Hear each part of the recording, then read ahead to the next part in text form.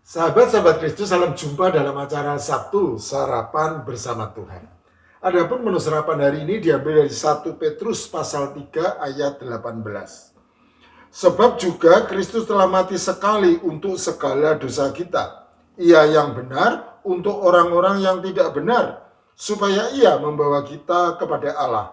Ia yang telah dibunuh dalam keadaannya sebagai manusia, tetapi yang telah dibangkitkan menurut roh. Ada orang-orang yang berkata demikian. Apabila Yesus adalah Allah dan Yesus mati disalibkan, maka berarti Allah bisa mati.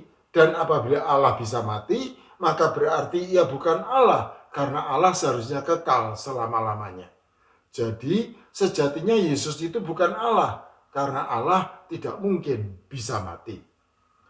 Logika sederhana ini nampaknya benar, tetapi sesungguhnya salah. Mengapa? Jawabannya terletak pada pribadi Yesus yang khusus dan unik, lain daripada yang lain dan tidak ada duanya, yaitu Allah 100% dan manusia 100%.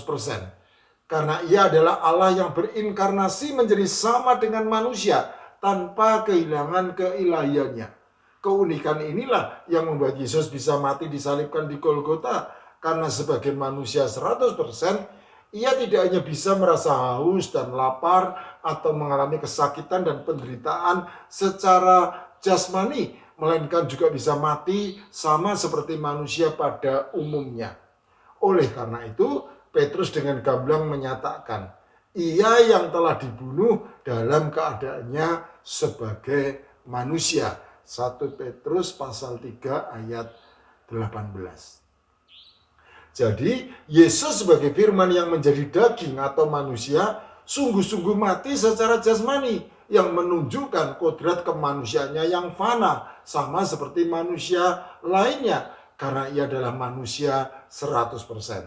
Tetapi kodrat keilahiannya tetap hidup dan tidak bisa atau tidak turut mati disalibkan, karena Yesus juga adalah Allah 100% yang kekal selama-lamanya. Selanjutnya dalam teks yang menjadi menu sarapan kita hari ini, Petrus kemudian melanjutkan, tetapi yang telah dibangkitkan menurut roh. 1 Petrus pasal 3 ayat 18. Kata tetapi menunjukkan adanya kontras antara Yesus yang dibunuh dalam keadaannya sebagai manusia atau menurut daging, dengan Yesus yang dibangkitkan menurut roh. Pertanyaan yang cukup menggelitik kemudian juga diajukan. Apabila Yesus juga dibangkitkan, lantas apakah bedanya ia dengan manusia-manusia lainnya yang juga pernah dibangkitkan? Seperti misalnya anak perempuan seorang janda di Sarfat yang dibangkitkan oleh Elia, 1 Raja-Raja pasal 17 ayat 17 sampai 22. Anak laki-laki seorang perempuan Sunem yang dibangkitkan oleh Elisa, 2 Raja-Raja pasal 4 ayat 32 sampai 35. Anak laki-laki seorang janda di Nain yang dibangkitkan oleh Yesus, Lukas pasal 7 ayat 11 sampai 15. Anak perempuan Yairus yang dibangkitkan oleh Yesus, Lukas pasal 8 ayat 41 sampai 55. Lazarus yang dibangkitkan oleh Yesus, Yohanes pasal 11 ayat 1 sampai 44. Dorcas atau Tabita yang dibangkitkan oleh Petrus, Kisah Para Rasul pasal 9 ayat 36 sampai 41. Eutikus yang dibangkitkan oleh Paulus, Kisah Para Rasul pasal 20 ayat 9 dan 10. Dan ada banyak lagi orang-orang lainnya yang tidak disebutkan secara spesifik. Marilah bersama-sama kita pelajari apa yang Alkitab nyatakan mengenai kebangkitan Yesus. Pertama, Yesus dibangkitkan oleh Allah Bapa. Dari Paulus seorang rasul bukan karena manusia, juga bukan oleh seorang manusia, melainkan oleh Yesus Kristus dan Allah Bapa yang telah membangkitkan dia dari antara orang mati. Galatia pasal 1 ayat 1. 2. Yesus dibangkitkan oleh Allah Roh Kudus. Dan jika roh dia yang telah membangkitkan Yesus dari antara orang mati diam di dalam kamu, maka ia yang telah membangkitkan Kristus Yesus dari antara orang mati akan menghidupkan juga tubuhmu yang fana itu oleh rohnya yang diam di dalam kamu. Roma pasal 8 ayat 11. 3. Yesus bangkit dengan kuasanya sendiri. Bapa mengasihi aku oleh karena aku memberikan nyawaku untuk menerimanya kembali. Tidak seorang pun mengambilnya daripadaku, melainkan aku memberikannya menurut kehendakku sendiri. Aku berkuasa memberikannya dan berkuasa mengambilnya kembali. Inilah tugas yang kuterima dari Bapakku. Yohanes pasal 10 ayat 11 dan 12. Tidak seperti manusia-manusia lainnya yang diambil nyawanya tanpa berdaya. Yesus dengan rela memberikan nyawanya, dan ia yang berkuasa memberikan nyawanya menurut kehendaknya sendiri, maka ia juga berkuasa untuk mengambil nyawanya kembali. Jadi Yesus yang merupakan pribadi kedua dari Allah Tritunggal juga mempunyai kuasa ilahi untuk membangkitkan dirinya sendiri.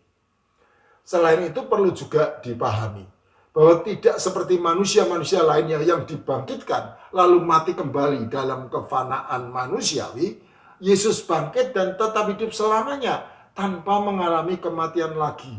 Karena setelah bangkit, maka ia kemudian naik ke surga dan duduk di sebelah kanan Allah Bapa.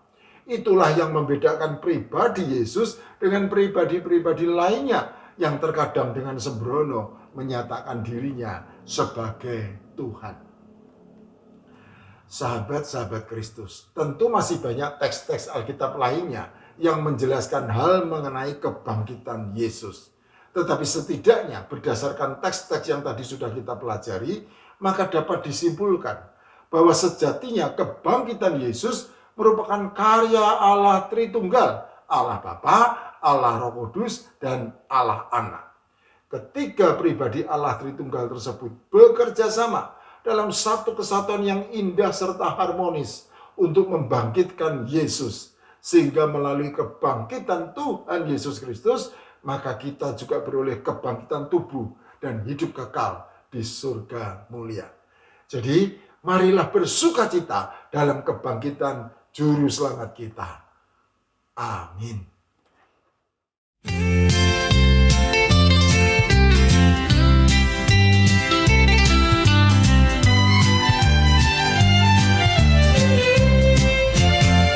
Pandang Yesus yang disalib, mahkota duri menusuk di kepala, dicambuk, dipaku dan terluka, sengsara ditanggungnya, semua karena cinta.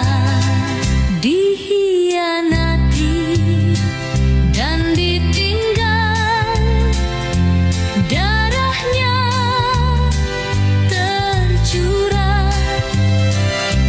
tapi Yesus berjanji hari ketiga dia akan bangkit.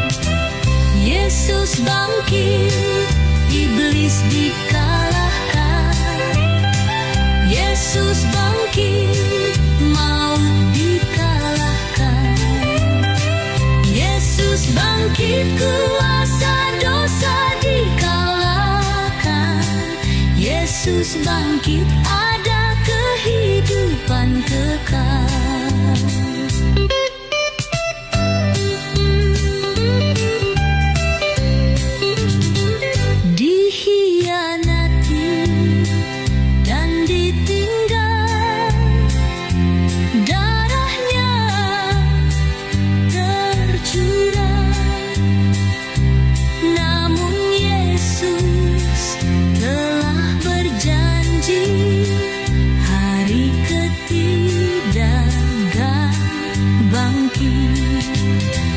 Yesus bangkit, iblis dikalahkan.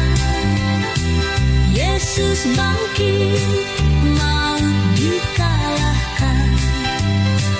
Yesus bangkit, kuasa dosa dikalahkan. Yesus bangkit, ada kehidupan. kebangkitan Yesus bangkit, iblis dikalahkan.